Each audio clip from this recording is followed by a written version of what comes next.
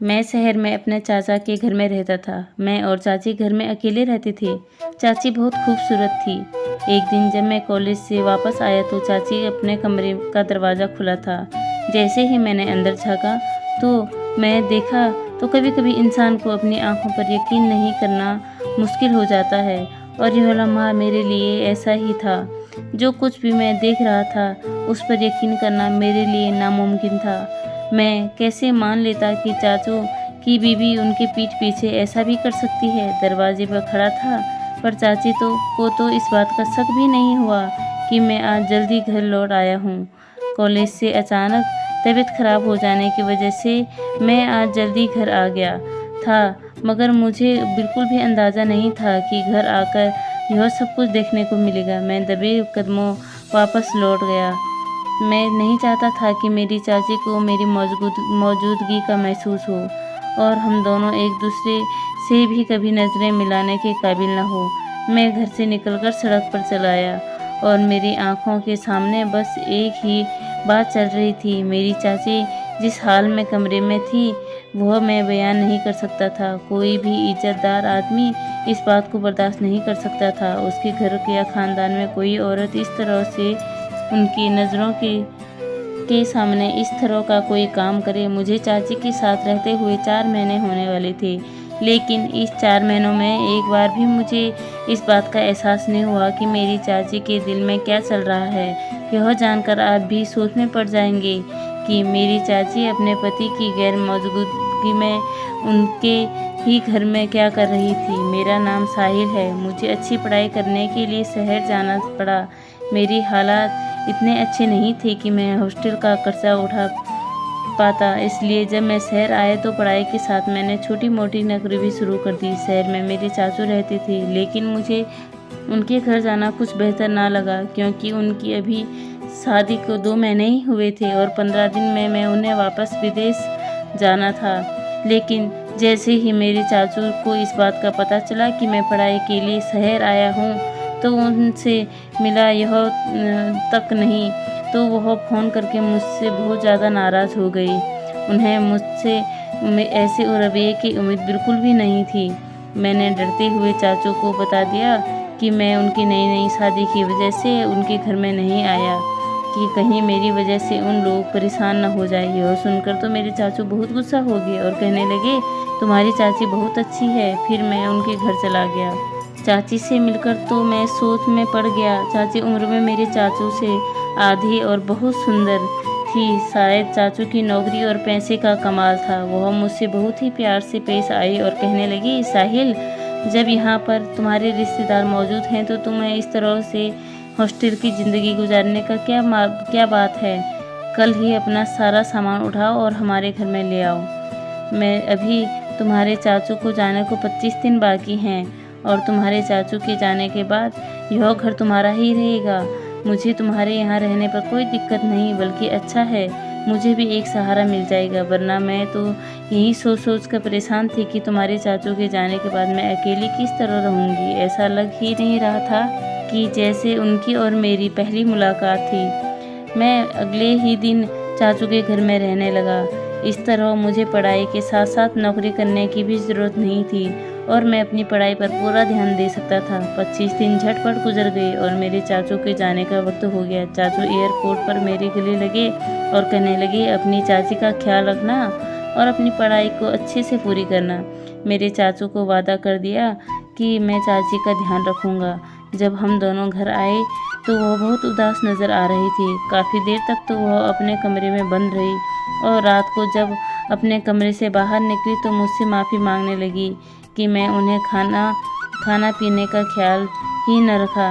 मैंने मुस्कुराकर कहा, चाची कोई बात नहीं। मेरी बात सुनकर चाची कहने लगी, मेरा नाम नीलम है, तुम मुझे नीलू कर पुकार सकते हो। मेरी और तुम्हारी उम्र बिल्कुल बराबर है, तो मुझे चाची कहते हुए कुछ अच्छे नहीं लगता है। चाची की बात सुनकर मैं हंस पड़ा। बस ठीक ही कह रही थी। उम्र में वह बिल्कुल मेरे ही बराबर थी, लेकिन मुझे इस तरह से उनका नाम लेना बिल्कुल ठीक नहीं लग रहा था। और फिर जब तक चाचू यहाँ थे मैंने कभी भी चाची का उनके नाम से नहीं पुकारा था। अब चाचू के जाने के बाद कैसे उनके नाम से पुकार सकता था, लेकिन वो बार बार जिद करने लगी, साहिल तुम मुझे नीलू कहकर ही पुकारना। चाची की जिद कर मैंने उन्हें नीलू पुकारना शुरू कर दिया। उनका रवैया मेरे साथ बहुत ही अच्छा था। चाची को कहीं भी घूमने जाना होता तो वह मेरे ही साथ जाती, शॉपिंग पर भी जाना होता तो मेरे साथ ही जाती। हर गुजरते दिन के साथ हम दोनों एक दूसरे के करीब होते जा रहे थे। चाची का अंदाज इस कदर मोहब्बत करने वाला था कि मैं कभी कभी सोच में पड़ जाता, पता नहीं उन्होंने चाचू से किस तरह शादी कर ली, जबकि नहीं उनकी उम्र चाचू के बराबर थी और ना ही उनका अंदाज और ख्याल चाचू के जैसे था। देखा जाता तो दोनों एक दूसरे से बिल्कुल अलग थे। चाचू तो गए हुए पूरा 1 महीना हो गया। 1 महीने मैं और नीलू बहुत अच्छी तरह से रहते थे। एक दिन मेरे कॉलेज के दोस्त किसी काम से घर आए तो नीलू यानी मेरी चाची को देखकर हैरान रह गई। मैंने उन्हें बताया कि नीलू मेरी चाची है तो उन्हें बिल्कुल भी यकीन नहीं आया और फिर वो नीलू ठंडा पेश करने चली गई तो वो कहने लगी, यार इस कदर हसीन चाची होने के बावजूद भी तेरा चाचू कैसे चला गया। अपने दोस्तों की बात सुनकर मैंने उन्हें खामोश रहने का इशारा किया तो वो लोग आहिस्ता आहिस्ता बात करने लगे कि खूबसूरत लड़की के साथ अकेले रहते हुए कोई भी उसका आशिक हो सकता है। मैंने उन लोगों की बातों को मजाक में उड़ा दिया, लेकिन जब रात को नीलू किचन में चाय बना रही थी तो इत्तेफाक से मैं कमरे से पानी के लिए निकला। मैं पानी की बोतल भरना भूल गया था और रात के 1 बजे प्यास लगने पर मुझे कमरे से बाहर निकलना पड़ा। पहले तो नीलू को किचन में देख कर मैं चौंक गया और फिर इसके बाद उसकी नाइटी पहने हुए कपड़े किचन में चाय बनाते देख मुझे अपने दोस्तों की बातें याद आने लगी। स्टाइलिश कपड़े, कटे हुए बाल कानों पर झूल रहे थे। एक लम्हे में मेरा दिल बेकाबू हो गया। मैं भी 24 साल का था, जिसके दिल में जज्बात का एक समंदर मौजूद था। मेरी नज़रें बार बार बहक रही थी। नीलू को मेरी मौजूदगी का एहसास हुआ तो उसने पलट कर कह दिया, मेरी तरफ देखा और मुस्कुरा कर कहने लगी, क्या बात है साहिल, अभी तक जाग रहे हो। मैंने फ़ौरन ही अपनी नज़रें झुका ली। मुझसे इतनी हिम्मत नहीं थी कि मैं उन्हें देख सकता। मैंने नीलू से कहा कि रात को आपने मेरे कमरे में पानी की बोतल नहीं रखी थी, इसलिए पानी पीने के लिए आया हूँ। मेरी बात सुनकर नीलू कहने लगी, शायद मैं अभी उसे ख्याल नहीं रहा। नीलू जब मेरे करीब आई तो उसके पास परफ्यूम की तेज खुशबू महक रही थी। मुझे समझ नहीं आया कि वह मेरे इतने करीब क्यों आ रही है। नीलू ने मेरे हाथ से खाली बोतल ली और पानी भर के मुझे दे दिया। उसके इस अंदाज पर मेरे होश खोने लगे, इसलिए मैंने जल्दी से कमरे में आकर दरवाज़ा बंद कर लिया। अगर मैं थोड़ी देर और नीलू के पास रुकता तो शायद कोई गलती कर बैठता। यह सोचकर मेरा दिल धड़क रहा था कि कहीं मेरा दिल नीलू पर तो नहीं आ गया। मुझे बार बार यह ख्याल भी सता रहा था कि नीलू तो मेरी चाची है। मेरे इम्तिहान आहिस्ता आहिस्ता करीब आ रहे थे और मैं खुद को नीलू से दूर रखकर पढ़ाई पर ध्यान दे रहा था। इस रात के बाद तो मैंने नीलू को बहुत दूर कर लिया। मेरे दोस्त पढ़ने के लिए अक्सर मेरे पास आने लगे थे। नीलू भी आकर हमारे साथ ही बैठ जाती थी और खूब बातें करती थी। मेरे दोस्तों को भी चाची के साथ अच्छी खासी दोस्ती हो चुकी थी और अब हम सब के बीच में कोई पर्दा नहीं था। मैंने खुद ही मेरे दोस्तों को कहते कि वह यहीं आकर पढ़ाई किया करे, इस तरह उसका दिल भी लग जाता है। और हमारे इम्तिहानों का सिलसिला भी शुरू हो चुका था और कॉलेज की पढ़ाई भी बहुत ज़्यादा हो रही थी। मैंने नीलू से वादा कर लिया कि मैं इम्तिहान के बाद ज़रूर बाहर ले जाऊंगा और फिर से नीलू की नाराज़गी को दूर करने के लिए एक रात में मैं बाहर का खाना लेकर आया और हम दोनों ने एक साथ बैठकर खाना खाया और काफ़ी देर तक एक साथ वक्त गुजारा। सुबह जब कॉलेज गया तो बाहर के खाने से मेरी तबीयत ख़राब हो गई थी और मेरे पेट में बहुत तेज़ दर्द हो रहा था। और जब मेरी तबीयत ज़्यादा ख़राब हुई तो मैंने कॉलेज से छुट्टी ले ली। मैंने सोचा कि घर जाकर आराम करूँगा क्योंकि मुझे जल्दी ठीक होना था कि मेरे इम्तिहान अच्छे हो सके। मगर मुझे क्या पता था कि घर जाकर मुझे एक ऐसा देखने को मिलेगा जिसे देखने के बाद शायद मैं अपने पैरों पर खड़ा होने के काबिल नहीं रहूँगा। मेरे पास घर की चाबी थी, इसलिए मैं खामोशी से दरवाज़ा खोलकर घर के अंदर दाखिल हो गया। क्योंकि मेरे मुताबिक इस वक्त नीलू गहरी नींद में सो रही होती। लेकिन जैसे ही मैंने नीलू के कमरे का दरवाज़ा खोले, दरवाजे पे पहुंचा तो मैंने देखा उसके कमरे का दरवाज़ा खुला हुआ था। और जब मैंने कमरे में झांका तो नीलू जिस हाल में अंदर मौजूद थी उसे देखकर मैं सोच में पड़ गया, क्योंकि वह तनहा नहीं थी। उसके साथ मेरा सबसे अच्छा दोस्त परवीन भी मौजूद था। परवीन को इस वक्त तो यहाँ मौजूदगी से मुझे हिला कर रख दिया था, और इस वक्त नीलू के वजूद में मेरा शक यकीन में बदल गया था। वह दोनों मेरे पीठ पीछे जो खेल रचा रहे थे उसके बारे में मैं सोच भी नहीं सकता था। यह शहर तो मेरी सोच से भी कहीं ज़्यादा आगे था। नीलू हंसते हुए मेरे दोस्त परवीन से कह रही थी कि तुम्हारा दोस्त बहुत ही अजीब किस्म का लड़का है। कितनी दफ़ा मैंने उससे अपनी ओर खींचने की कोशिश की, लेकिन मेरी खूबसूरती को जैसे उसकी कोई मायने ही नहीं रखता।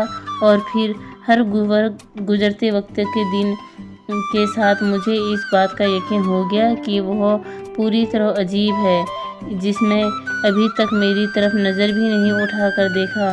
परवीन हंसकर कहने लगा कि कोई बात नहीं, मैं समझ रहा हूँ ना तुम्हें मैं मिल गया ना, तुम मेरे साथ खुश रहो।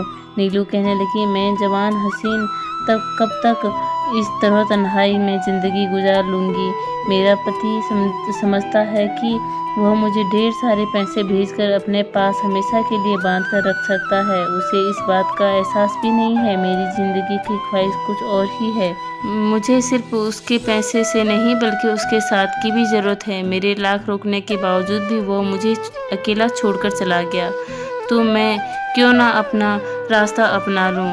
और फिर दोनों ने अपनी मनमर्जी कर ली। फिर मैं घर से बाहर निकल आया, क्योंकि अगर मैं उनके सामने चला जाता तो शायद फिर कोई रिश्ता बाकी न रहता। बहुत सोच समझ कर मैंने यह फैसला किया कि और अपने चाचू को फ़ोन किया जाए और बताया कि चाची उनके बगैर बिल्कुल भी ठीक नहीं है। वो सारा वक्त उदास रहती है, और अगर ऐसा ही रहा तो शायद उनकी तन्हाई में मर जाएगी। इसलिए चाचू उसे अपने पास बुला लें। मेरी बात सुनकर चाचू भी कहने लगे कि मेरे लिए भी तन्हा रहना मुश्किल हो रहा है, इसलिए मैं अगले हफ्ते ही खुद ही वापस आ रहा हूँ और मैं उसको सरप्राइज़ देना चाहता हूँ। इसलिए यह बात मैंने उसे नहीं बताई। मैंने दोबारा हॉस्टल में रहने की बात कर ली थी और अपना सारा सामान समेट लिया था। मेरी चाची ने मुझे प्यार से इसलिए रोका था क्योंकि वह मेरा फ़ायदा उठाना चाहती थी। जब मैंने उसकी बात पर ध्यान न दिया तो उन्होंने मेरे दोस्त बहुत ही अजीब किस्म का लड़का था। कितनी दफ़ा मैंने उसे अपनी ही ओर खींचने की कोशिश की, लेकिन मेरी खूबसूरती को जैसे उसके लिए कोई मायने ही नहीं है, दोनों तरफ से हुई थी। इसलिए मैंने मेरे सारी सच्चाई उसके सीने में दफन कर लिया और चाचू के आने के बाद खुशी से दोबारा हॉस्टल में रहने लगा। परवीन का उस घर में आना जाना सिर्फ मेरी वजह से ही था, और जब मैं ही नहीं रहा तो उसका वहाँ कोई काम न था। कमेंट में ज़रूर बताइएगा कि जो फैसला मैंने किया क्या बात सही था या गलत था। क्या मुझे उनके चाचू के संबंध की हरकतों को बता देना चाहिए था? मैंने ठीक किया या गलत, कमेंट में ज़रूर बताइए। कहानी पसंद आए तो वीडियो को लाइक करें, चैनल पर नए हैं तो चैनल को सब्सक्राइब करें, और ऐसी ही भी कहानी आपके लिए लाते रहेंगे। धन्यवाद दोस्तों।